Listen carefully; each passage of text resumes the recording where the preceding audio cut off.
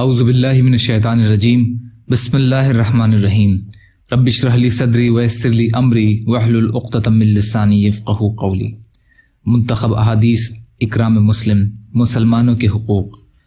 حضرت ابو ہریرہ رضی اللہ تعالی عنہ روایت کرتے ہیں کہ رسول اللہ صلی اللہ علیہ وسلم نے ارشاد فرمایا، مومن مرد کی یہ شان نہیں کہ وہ اپنی مومنہ بیوی سے بغض رکھے، اگر اس کی ایک عادت اسے ناپسند ہوگی تو دوسری پسندیدہ بھی ہوں گی۔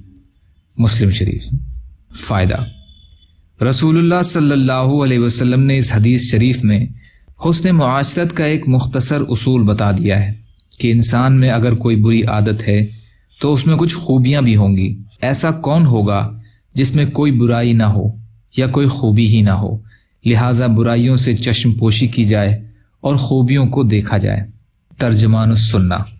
حضرت قیس بن سعد رضی اللہ عنہ روایت کرتے ہیں کہ رسول اللہ صلی اللہ علیہ وسلم نے ارشاد فرمایا، اگر میں کسی کو کسی کے سامنے سجدہ کرنے کا حکم دیتا تو عورتوں کو حکم دیتا کہ وہ اپنے شوہروں کو سجدہ کریں، اس حق کی وجہ سے جو اللہ تعالیٰ نے ان کے شوہروں کا اور ان پر مقرر فرمایا ہے۔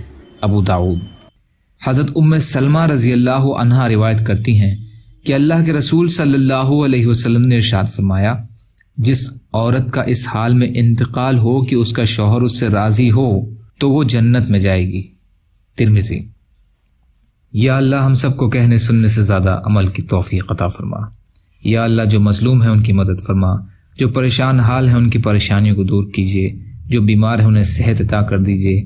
یا اللہ آپ قادر مطلق ہیں، آپ کے لیے ہر چیز کرنا آسان ہے، ہمارے لیے آسانیاں پیدا فرمائیے۔